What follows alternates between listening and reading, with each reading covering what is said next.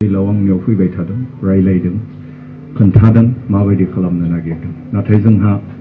आं बुंदों जे नोंथांमोना आंखौ लाइफार होबाय आं दिनै जेलाव दं आंहा मा बुंनांगौ दं बेनिखायनो जायफोरा बाहेराव दं जायफोरखौ जोंनि नेशनेल डेम'क्रेटिक फ्रन्ट अफ बर'लेण्डनि जेनेरेल एसेम्ब्लिया थोंजों महरै सायख'ना हरदों साबा बिथांमोनजों जेसे हायो रायलायबानो जाबाय बेबायदिहै आंनिफ्राय बुंबाय थादोंमोन थेवबो आंखौ लानानै थांदों आरो बेबायदिनो जिफोर थामथिम खालामबाय बेफोरखौ जोंबो मोजाङै बिजिरजों नायदों आरो सम खाबुखौ नायनानै समनि थासारिखौ नायनानै समखौ नायनानै जों गासैबो दिल्लीयाव जायफोरा दंहैयोमोन रायलायलायनानै जों जाथोंसै फोजोबथोंसै बे जोंनि नांनायखौ बिनि उनाव आरो गोदानै नांनाया जोबनो गैया जों बबेजों माबायदि नांलांनो हायो जों नांलांफिनबाय थानो हागोन होननानै जों थि लादों आरो बेबायदिनो जोङो एनडिबिपिनि बिथां सोमखोर गोबिन्द बसुमतारियाबो फननि गेजेरजों रायलायहरदों मारै जागोन बोरै जागोन मा खालामनाया मोजां प्रमद बर' एबसुनि प्रेसिडेन्ट बिथाङाबो रायलायहरदों धीरेन बर' बिथाङाबो रायलायहरदों बे जों गासैबो फननि गेजेरजों जों रायलायलायनो मोनाबाबो दिल्लीयाव जियानो जाथोंसै मोजां गाज्रिखौ जों सानना लाब्लानो मा मोनदों मा मोनाखै बेखौ सानना लाब्लानो जों एकर्डखौ खालामनानै जि मोनदों बेफोरखौनो मोजां मावलांनानै आरो गोदानै सानफिननानै दावगालांनो हागोन होननानै जों गासैबो थांनाय 27 जानुवारियाव इन्डियान प्राइम मिनिस्टार नरेन्द्र मदिनि आशीर्बादाव बा बोराव आरो इन्डियाननि नखर बिफाननि मन्थ्रिनि प्रेजेन्सआव एनडिएफबि मोनब्रैबो एबसु आरो लोगोसेनो इउडिपिअ आरो भारत सरकार आरो आसाम सरकारनि गेजेराव मोनसे जारिमिनाव मख'जाथावै बर'नि गेजेराव थामथि गोरोबथाया जालाङो बेखायनो आं दिनै बेखिनि समाव इन्डियानि प्राइम मिनिस्टार नरेन्द्र मदि आरो इन्डियानि हम मिनिस्टार अमित शाह आरो लोगोसेनो आसामनि चिफ मिनिस्टार सर्बानन्द सन'वाल आरो फाइनान्स मिनिस्टार बिथां हिमन्त बिश्व शर्माखौबो आं गोसो गोरबोनिफ्राय गासैबो इनिसियेटिभ लानानै बे एकर्डखौ एबा गोरोबथाखौ सुक्तिखौ जाफुंहोनायनि थाखाय आं बिथांमोनखौबो साबायखर बावो आरो लोगोसेनो गासै जोंनि आफादनि दैदेनगिरि मावथिफोरखौबो आं बे जोंनि सावरायनायाव धैर्यजों थानानै हेफाजाब आरो मदद होनायनि थाखाय आरो बे गोरोबथाखौ जाफुंहोनायनि थाखाय आं गोसो गोरबोनिफ्राय साबायखर बावबाय आरो लोगोसेनो नोंथांमोनखौ जायफोरा जोंजों बे नांगौ समाव गसंफाबाय थाबाय आरो हेफाजाब मदद होबाय आरो बे गोरोबथा खालामनायसिम नोंथांमोना जोंजों थाफाबाय बिनि थाखायबो आं नोंथांमोनखौ गोसो गोरबोनिफ्राय साबायखर बावहरबाय दिनै आं फोथायदों जि सुक्ति जालांबाय बे सुक्तिया जोंनि बे हादाबसायाव ओनसोलाव आरो जोंनि हारिनि गेजेराव जोंनि गासै मानसिनि गेजेराव गोजोननायखौ लाबोगोन खौसेथिखौ लाबोगोन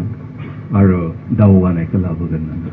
आं फोथायदों जों जि सुक्ति खालामदों बा गोरोबथा खालामदों बे गोरोबथाया जोंनि हा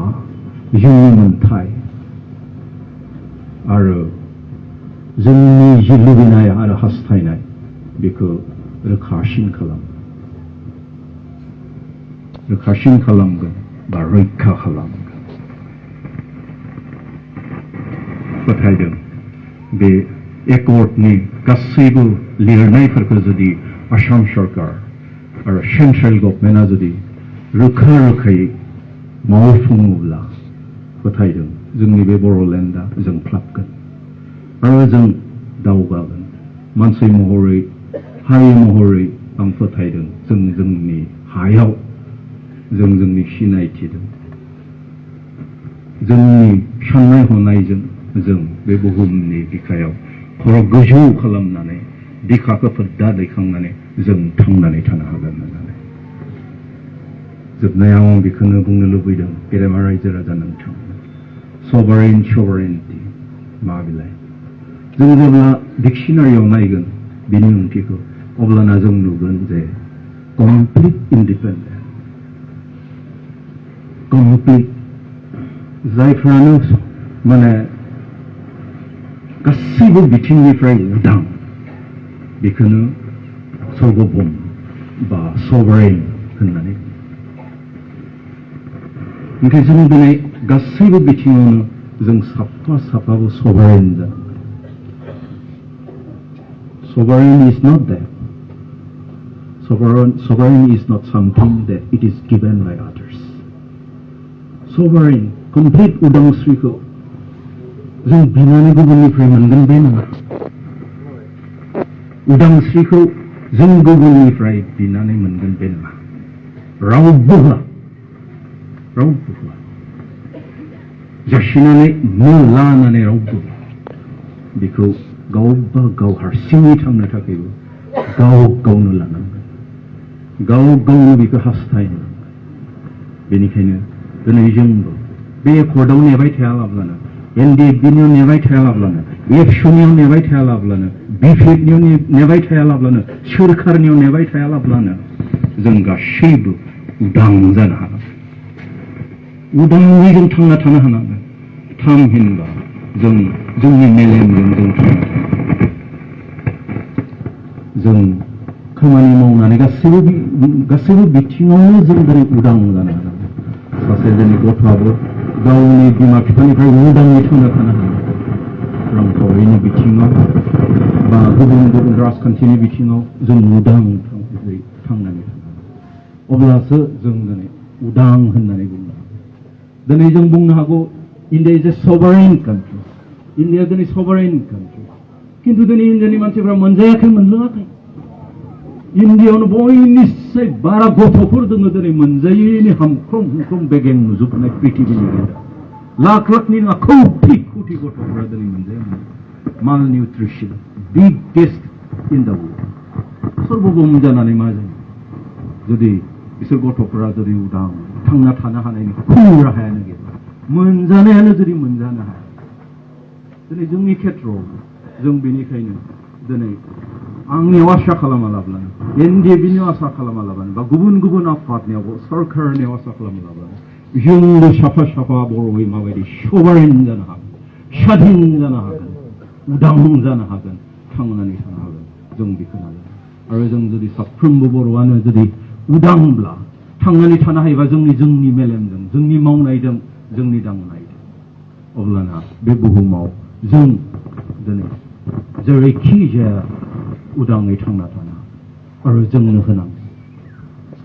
गेदेमा रायजो राजाफोर दिनै जों जि मोनदों जों दिनै हास्थायनानै गोहो बोलोजों आरो बेबायदिनो जों हास्थायो लाङो अब्लासो जों दिनै सिमां बायदिमोन बर'फोरनि थाखाय जायफ्रा नासय जानानै सुख जानानै आमार सिलाय जानानै दं जोंहा जेबो गैयामोन किन्तु जोंनि नांनायनि गेजेरजों बर'फोरनि नांनायनि गेजेरजों दिनै BSc जोनोम जाबाय बिनि उनाव दिनै BTC जोनोम जाबाय दिनै बिनि उनाव BTR जोनोम आरो बेबायदिनो जों जुदि नांलांबाय थायोब्ला दिनै बर'लेण्डआबो जोनोम जायो जों दिनै सिलायदों नङाब्लाबो जोंहा कनस्टिटिउसनेलि राइट बिनो रुजुखावनो लानो मोननो थागोन दिनै अरुणाचलफोरनो जुदि ओरैनो होदोंब्ला सासेबो थैयालाब्लानो होदोंब्ला बियालाब्लानो जुदि अरुणाचलखौ होदोंब्ला दिनै बर'लेण्डखौ होनो हायै मा दं मानो होनो हाया दिनै 4 लाख 5 लाख नागाफोरनो जुदि स्टेट होनो हादोंब्ला 4 लाख 5 लाख दिनै खासिफोरनो होनो हादोंबा दिनै गार'फोरनो होनो हादोंबा दिनै बर'फोरा 4,000 5,000 थैनानै मानो मोनगोन जोंबो नांलांबाय थायोब्लानो जों दिनै मोनगोन आरो बे नांलांनाया माब्लाबाबो जोबनो दिनै जों नाङै 60 बोसोर जाबोबाय 60 बोसोर जाबोबाय आरो सासे मानसिखौ नोंथांमोना जेसां आसा खालामब्ला आं लुबैबाबो आं थांनानै थाबाय थागोन गतिके दिनै जायफोरा उथिबोदों दिनै जायफोरा इयुननि जोलै बिसोरनो दिनै आरो नांगौ जोंनि दिनै गोदान मुगानि जि नांनायनि जारिमिन बेखौ नायोबा जों नुनो मोनगोन जे ब्रिटिशनि समाव माबायदियै जोंनि सिनायथिनि थाखाय जोंनि मानसिनि थाखाय कालिचरन गुरुमोना नाजानाय बिनि उनाव जों नुदों जे अल आसाम ट्राइबेल लिग खुलिनानै दिनैहाय जोंनि रुपनाथ ब्रह्ममोना भीमबर देउरि बिनि उनाव बिथांमोना थैखांजोबनानै आरो बिटिसि दानानै दिनै माबायदि उदयआव जोंनि समर ब्रह्म बिथांमोना सरन नार्जारिमोना बिनय एमएलए बिथांमोना माबायदि गोहो बोलो जों दिनै नाजादों बेफोरखौ नायोब्ला जों दिनै fourth generation of our struggle, of our existence. जों दिनै फोर्थ जेनेरेशन गतिके जों थैलांब्लाबो जोंनि फिफ्थ जेनेरेशना नांबावनांगोन जों जेबो मोनाखै फिफ्थ जेनेरेशना थैलांजोबोबा नाङै आरो बिबावनांगोन सिक्स जेनेरेशन ओंखायनो नांनाया दिनै जोबनो गैया गासैबो बुहुमनि जारिमिनखौ जों नायोब्ला जों बे नांनायनि गेजेरजों जि नांगौ मानसिया दिनै मोनो नांनायाव जोबनो गैया बेनिखायनो जोब्बाय होननानै बे एकर्डनि गेजेरजों नोंथांमोना जोंनि मावथिफ्रा माब्लाबाबो जोब्बाय होननानै मिनि खुसि जानो आरोबाव गोदान जों जिखौ मोनाखै बेखौ लानो थाखाय मोननो थाखाय जों दिनै नांबावनांगोन दिनै जों गोहो बोलोजों नांनानै मोनिखौबो जों दिनै बेयाव दिनै गोबाङा हेंथा जानो हागौ आं सानो परेश बरुवाया दाखालि बुंहरनायानो थिग बर'সকলে যি পাইছে বলৰ কাৰণে পাইছে বড়োসকলে যি অধিকাৰ পাইছে যিটো মানে বড়োসকলৰ শক্তি আৰু বলৰ কাৰণে जोंनि शक्तिनि थाखाय जोंनि खौसेथिनि थाखाय नोंथांमोना जिबायदि दुखु खस्थ' लादों जिबायदि नोंथांमोना हेफाजाब मदद होदों बेनि थाखायनो जों